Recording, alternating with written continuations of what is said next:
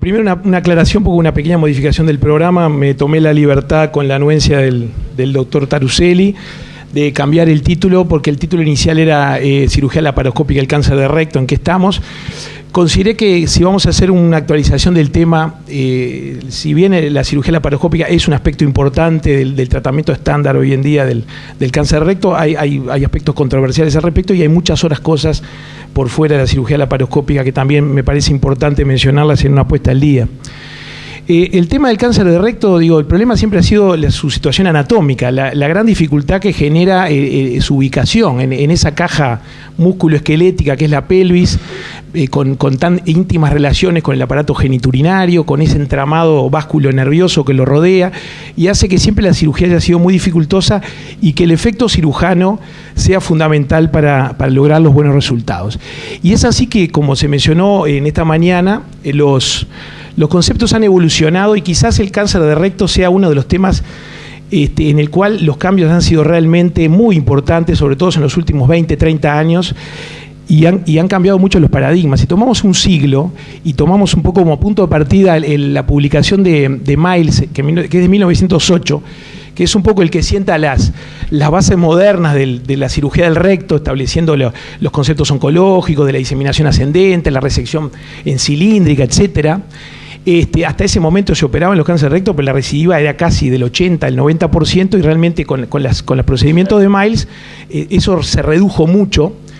También se morían. El trabajo de Miles original presentó 12 pacientes, de los cuales se murieron 5, o sea, se morían el 40%. Pasa un siglo y llegamos a la profesora Abgama, en la cual de cada 3 pacientes que tratan, 1 no se opera, y tienen una similar sobrevida a los pacientes operados. Entonces, como mencionaba hoy el doctor Machado, el doctor Cosa, los paradigmas van cambiando. Como le decía, a partir de los trabajos de Miles, hasta mediados del siglo XX primó la amputación de recto. El problema de la amputación de recto era su morbilidad, y que condicionaba prácticamente una colostomía definitiva. Luego surge la cirugía de la operación de Dixon, la resección anterior, y cuando nosotros empezamos como estudiantes, y después como residente en la clínica del profesor Celso Silva, el tratamiento estándar, sobre todo para los tumores medios y altos, es la resección anterior. Y la moda era la resección anterior, cada vez más bajo. Aparece el doble Stapler, con lo cual nos permite hacer resecciones cada vez más bajas.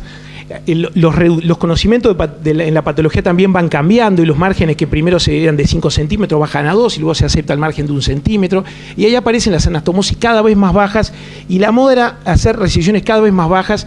Incluso los trabajos de Parks, que hablan de la anastomosis coloanal. El inconveniente que tenían las lesiones ultrabajas era que se empezó a ver que fallaban las suturas. O sea, muy lindo conservar el esfínter, pero el porcentaje de fallaturas era elevado. Y también otro problema que surgió con las anastomosis bajas es el síndrome de resección anterior, con secuelas funcionales muy importantes. Y así surgen innovaciones como la utilización de las hilostomías laterales, los drenajes, para prevenir la fuga anatomótica, las coloplastias, los pouch. Un punto de inflexión en el tratamiento del cáncer de recto, junto con la neoadjuvancia, son los trabajos de Hild, que realmente, junto con la neoadjuvancia, el principal avance, y que cambió radicalmente los resultados en el control locorregional de la enfermedad. Acá eran tiempos no tan globalizados como ahora. Yo empecé a escuchar hablar del mesorrecto hacia finales del 90 con el profesor Carriquiri, que empezamos a hablar de los trabajos de Hill, pero los trabajos de Hill son del año 82. Estuve muchos años en anatomía y no hablamos del mesorrecto. Se empezó a hablar de lo que era el mesorrecto, ese cilindro adiposo que rodea el recto con una fascia, y que la disección por los planos anatómicos era una disección exangüe, y que además modificaba radicalmente los niveles de residual locorregional, que de un 30, un 25, un 30 bajaron a menos de un 10%. Y después también había el mismo problema con la amputación. Los tumores bajos seguían siendo pasibles de amputación de abdomen perineal, y se empezó a ver lo que se denomina el efecto cono. ¿Con esto se puede marcar así? ¿Cuál es el de arriba? Perdona. Ahí está, ¿sí? Bueno, perdón. Bueno, y entonces empiezan a aparecer, no sé cuál es realmente el de arriba, acá. A ver. Perdón. Y se empieza a ver también que en el caso de las amputaciones no eran los mismos resultados. Se empieza a producir el efecto cono, y ahí aparecen los trabajos de Holm, del Hospital Karolinska de Suecia, y empieza a hablar de la exéresis extraelevador, realizando la resección contra los bordes laterales de la pelvis y obteniendo piezas más cilíndricas que también condicionaban mejores resultados. Y empieza a poner los pacientes en decúbito prono. Y van surgiendo problemas y van surgiendo innovaciones y respuestas a esos problemas. Y aparecen los problemas con el defecto perineal, porque la cirugía de Holm deja un defecto muy grande. Acá un poco aprovecho para pasar el chivo, que este año, si les interesa el tema, los invito a ir a la Mesa Uruguaya del Congreso Argentino, que con el doctor Taruseli y otros colegas de la quirúrgica vamos a hablar del tema. Y entonces empiezan a aparecer los colgajos para tapar el efecto, los BRAM, después con la cirugía laparoscópica, los colgajos BI, las mallas, etc. Y así van evolucionando los conceptos hasta que en los últimos 20, 30 años, gran desarrollo de la cirugía mini-invasiva, y aparece la cirugía laparoscópica, y aparece la robótica, y aparece la microcirugía endoscópica con el TEM, y aparecen los dispositivos a punto partida de la cirugía de puerto único para la vesícula, se empiezan a utilizar también para procedimientos transanales, y también comienza a avanzar mucho, paralelamente a los avances tecnológicos en lo que es la técnica quirúrgica, se empieza a desarrollar muchísimo la radio de la quimioterapia, apareciendo la neoadyuvancia, se empieza a hablar de la respuesta completa, aparece el Watch and Wait con los trabajos de la profesora Gama, y hoy en día se está hablando de lo que se llama el TNT, que es la terapia neoadyuvante total, en los cuales es una teoría todavía en desarrollo, que es uno de los problemas del control locorregional, es las micrometástasis, y como vamos a hablar un poco después, vamos a ver que hoy en día hay una terapia de inducción actuando sobre las micrometástasis, y luego la quemo radio tradicional para recién después hacer la cirugía. Entonces, un poco la pregunta que surge, un poco como cuando se ha hablado de la mama, es si no es el fin de la cirugía del recto. Digo, por suerte, para los que nos gusta el recto, todavía no. Entonces vamos a hablar dejar un poco el pasado y vamos a hablar del presente. Y bueno, yo seleccioné algunos temas que me parecen los más importantes, en los cuales existen más controversias actualmente, un poco la controversia aún no resuelta de la cirugía laparoscópica versus la cirugía abierta para la cirugía del recto, el aporte de la cirugía robótica, los procedimientos transanales, las disecciones laterales, los D3 en la resección del recto, y después el rol de la terapia neoadyuvante y la terapia adyuvante. ¿Qué pasa con la cirugía laparoscópica? La primera resección de recto se publica en el año 91 por Jacobs, y aparentemente, siguiendo un poco la línea de la cirugía de la vía biliar, son todo beneficios. Es más corta recuperación, menores complicaciones, es igual de segura, los resultados oncológicos son los mismos. Por lo tanto, aparentemente, la cirugía viene por ahí. Y eso realmente, para la cirugía del cáncer de colon, se logró demostrar. Estos son los 3 ensayos clínicos más grandes. El COLOR, que es un estudio europeo muy grande, de aproximadamente 1000 pacientes, son 8 países, 30 centros, liderado fundamentalmente por los ingleses. Hay un estudio COSTA americano también, un ensayo clínico randomizado muy grande, 800 pacientes, y el estudio CLASSIC, que es exclusivamente inglés, demuestran que efectivamente los resultados oncológicos de la cirugía laparoscópica del cáncer de colon son los mismos que con la cirugía abierta, con todos los beneficios de la cirugía laparoscópica. Por lo tanto, parece darse la discusión en favor de la cirugía laparoscópica para el caso del cáncer de colon. Pero en el caso del cáncer de recto, la cosa no es tan clara. Si tomamos los estudios de los primeros años del 2000, el COLOR 2, que también incluyó la cirugía del recto, vemos que los resultados en cuanto a compromiso del margen circunferencial y exéresis completa son similares en los 2 brazos, abierta versus laparoscópica. Lo mismo sucede con el estudio coreano, pero recientemente hay publicados estudios, ensayos clínicos muy importantes, como es el del grupo australiano, neozelandés y un grupo americano, en el cual empiezan a ver que los resultados anatómicos en cuanto al compromiso del margen circunferencial y la resección completa son francamente inferiores en el caso de la cirugía laparoscópica. Y esto obedece a lo que mencionamos al principio, un tema anatómico, la dificultad de hacer una resección completa respetando los planos, sobre todo para el caso del recto bajo. Entonces se empieza a cuestionar si efectivamente la cirugía laparoscópica es superior a la cirugía abierta en el control del cáncer de recto bajo. Esto es otro estudio, esta es la última revisión sistemática que termina, esta es una revisión sistemática muy grande, son 14 ensayos clínicos, 4000 pacientes, un estudio europeo, en el cual en definitiva la concluyen diciendo que el riesgo de realizar una decisión mesorrectal incompleta, o incompleta o casi completa, es significativamente mayor en pacientes sometidos a resecciones rectales laparoscópicas en comparación con las rectales abiertas. Y estos hallazgos estarían cuestionando de alguna manera la seguridad oncológica de la laparoscopía para el cáncer rectal, sobre todo el cáncer de recto bajo. Se dice ahí que se esperan un poco resultados alejados, a ver si esto tiene alguna incidencia, que seguramente la tenga en la supervivencia y el intervalo libre de enfermedad. Un segundo punto, entonces, la robótica. Aparece la cirugía robótica. El primer trabajo ya tiene 15 años. Son los trabajos publicados por el doctor Pigazzi, en los cuales se ve que realmente el robot es superior a la cirugía laparoscópica, nos permite una visión tridimensional, nos da una magnificación superior, los instrumentos son articulares, lo cual me permiten ir más profundamente en la pelvis.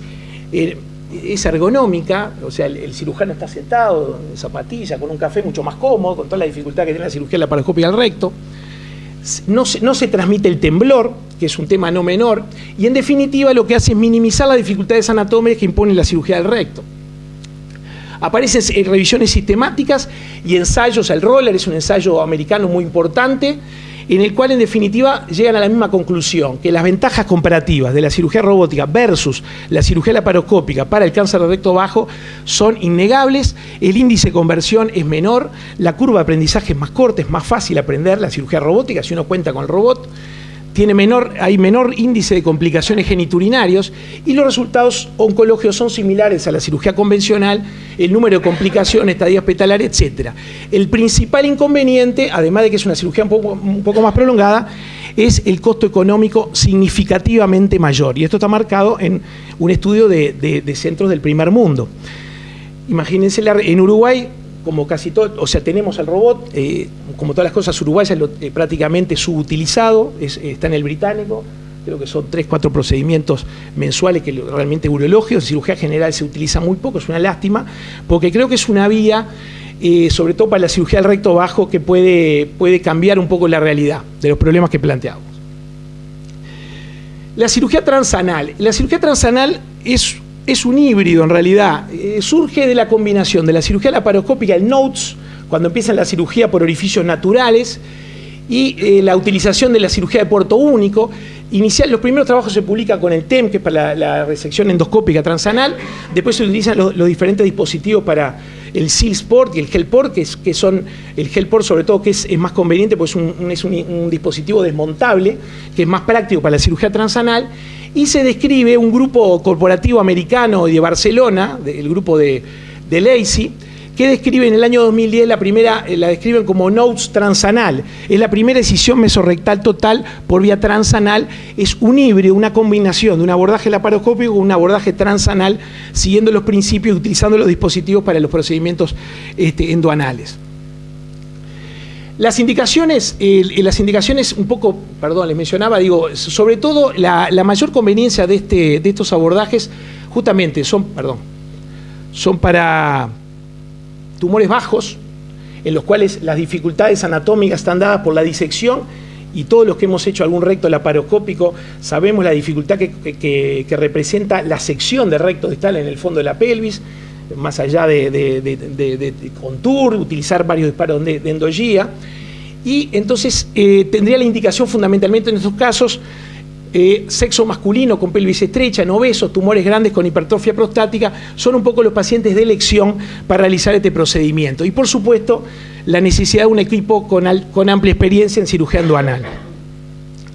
Resumidamente, este procedimiento es un híbrido entre la cirugía, el tiempo laparoscópico es el mismo, el abordaje transanal se utiliza un dispositivo tipo HealthPort, se realiza una jareta 1 centímetro por debajo del límite distal del tumor para cerrar el ano, luego se hace una incisión 1 centímetro por debajo de esa jareta parietal total hasta llegar al plano del mesorrecto, y se hace una disección en sentido ascendente por el mismo plano extramesorrectal hasta encontrar la disección que viene por el sector abdominal, y se completa la exéresis de la pieza, la cual se saca por vía endoanal.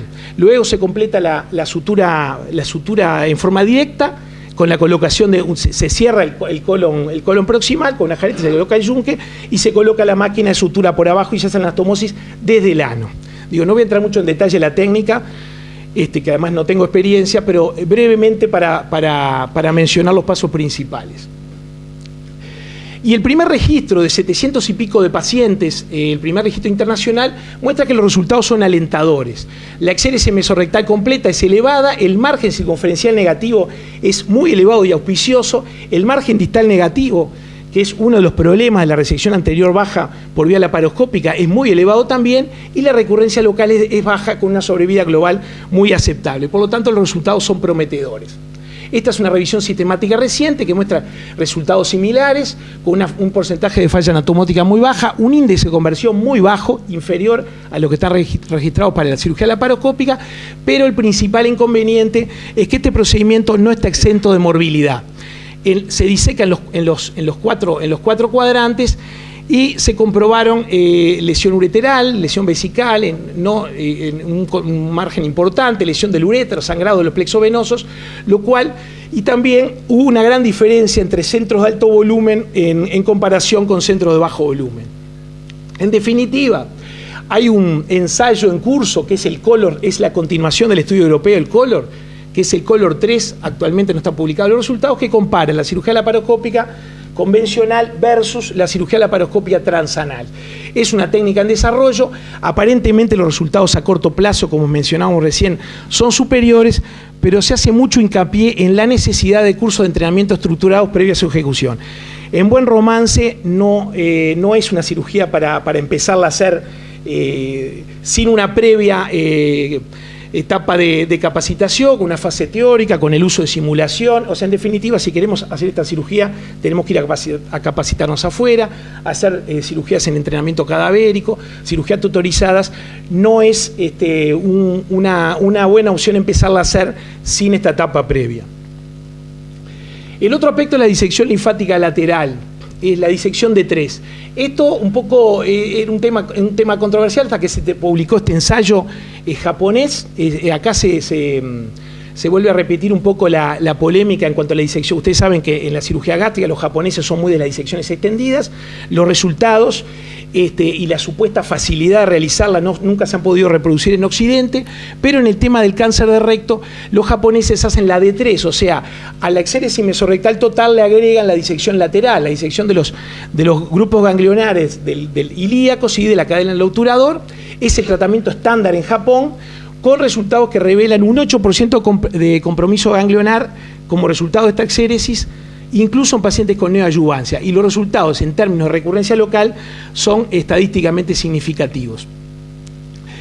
Es una técnica muy demandante, se puede hacer por vía convencional o por vía laparoscópica, y realmente no se han podido reproducir al momento actual. No es el tratamiento estándar en el mundo occidental, es exclusivamente a nivel de Japón.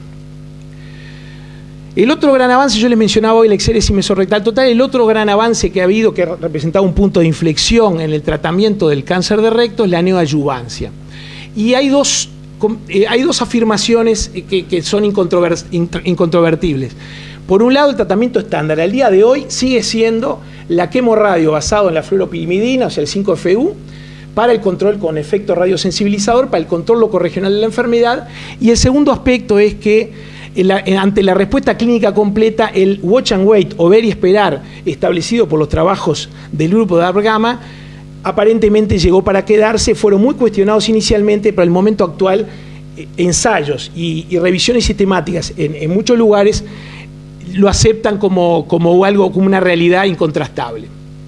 Yo les mencionaba que el tratamiento estándar multimodal del cáncer recto sigue siendo la neoadyuvancia con radioquimio basada en FU, en 5-FU o capecitabina oral, con efecto radiosensibilizador, no actúa sobre las micrometástasis, la cirugía, la exéresis mesorrectal total, y después la quimiosistémica basada en el oxaliplatino, que está fundamentalmente condicionada por el estadio ganglionar. Eso es un poco el estándar contra lo que se comparan los estudios más recientes. Con esto se ha logrado, como les mencionamos hoy, una reducción de la tasa residual locorregional al menos del 10%, pero se está viendo, o se observa, que la tasa de recaída sistémica no es menor, es de 1/3 de los pacientes tienen recaída sistémica, y esta es la principal causa de muerte de los pacientes. Entonces hay un problema en el cual los estudios oncológicos se están concentrando. Este es el FORWARD, que es un ensayo chino muy importante, con un número de 500 pacientes, con 3 brazos, en el cual incluyen el oxaliplatino con el 5-FU, o sea, el FOLFOX, un brazo con el tratamiento estándar, el 5-FU más radioterapia, un segundo brazo que utiliza FOLFOX, o sea, le agrega el oxaliplatino a la radioterapia, y un tercer brazo. Se observaba que muchos de los efectos de la toxicidad estaban por la radioterapia, se probó un tercer brazo, pacientes sometidos exclusivamente a FOLFOX, o sea, 5-FU y oxaliplatino, sin radioterapia, y estos pacientes después eran todos llevados a cirugía y se analizó la respuesta patológica completa, o sea, la ausencia de tumor, y se observó que en los pacientes en el brazo de FOLFOX más radioterapia era de un tercio, sensiblemente, estadísticamente, significativamente superior al plan clásico, y muy superior al plan sin radioterapia. El gran inconveniente es la alta toxicidad del oxaliplatino y también que condiciona un mayor número, no menor, significativo de complicaciones postoperatorias en los pacientes que después eran sometidos a cirugía. Esta es una revisión sistemática también china, de un grupo chino también que sigue en la misma línea, utilizando el oxaliplatino en la neoadjuvancia, agregando el oxaliplatino en la neoadjuvancia, y muestra resultados similares. Hay un aumento en la respuesta patológica completa, son pacientes todos después sometidos a cirugía, por eso se habla de respuesta patológica y no clínica. Hay una reducción de la respuesta local y hay un aumento de la sobrevida, pero hay un aumento considerable de la toxicidad y de las complicaciones quirúrgicas, por lo cual aún es un tema controversial el uso de cisplatino en forma previa a la cirugía. Estos son estudios, lo que les mencionaba hoy, estos son estudios más recientes en los cuales en la misma línea y atendiendo al problema de las micrometástasis que pueden estar presentes al momento de iniciar el tratamiento, es el nuevo enfoque que habla de quimioterapia sistémica FOLFOX, seguido de una segunda etapa de radioterapia asociado a 5-fluoracilo para el control locorregional, y después los pacientes son sometidos a cirugía de seresis mesorrectal total. Este tratamiento tendría la ventaja, es un estudio son estudios aún en desarrollo y no de evidencia demostrada. La ventaja es el inicio precoz de la terapia sistémica, lo cual estaría tratando el problema de las micrometástasis, que es la principal causa de la residuidad tardía, un mayor downstaging de los pacientes que pueden ser eventualmente sometidos a cirugía de conservación esfinteriana. También nos permite in vivo evaluar la respuesta a la quimio para eventualmente una segunda etapa de quimioterapia. Y lo que se dice también que reduce el tiempo del paciente con la ileostomía, porque los pacientes son sometidos a cirugía, estamos hablando de rectos bajos, ¿no? Son sometidos a cirugía y estarán menos tiempo con la ileostomía, y mientras tengan la ostomía no van a recibir quimioterapia, que es uno de los problemas que tenemos con la quimioterapia adyuvante. Por otro lado, el watch and wait. Hoy estamos hablando de respuesta patológica completa. No voy a profundizar en el tema, es un tema ya conocido. Este es un estudio de Loncore, que es un estudio inglés, es un estudio de cohorte, porque en realidad analiza dos poblaciones con respuesta clínica y sin respuesta clínica. Un tercio tienen respuesta clínica, 2 tercios aproximadamente no tienen respuesta clínica. De los pacientes con respuesta clínica completa, basado en criterios clínicos, endoscópicos, imagenológicos, 1 tercio tiene una recaída ante los 3 años, o sea, los que fueron sometidos a watch and wait, 1 tercio recaen. De estos después algunos son excluidos, pero la gran mayoría de los pacientes fueron sometidos a cirugía y los resultados en términos de sobrevida fueron similares, incluso superiores en el grupo de watch and wait, lo cual es lógico, porque son pacientes respondedores que tienen un mejor pronóstico oncológico que los pacientes que no son respondedores.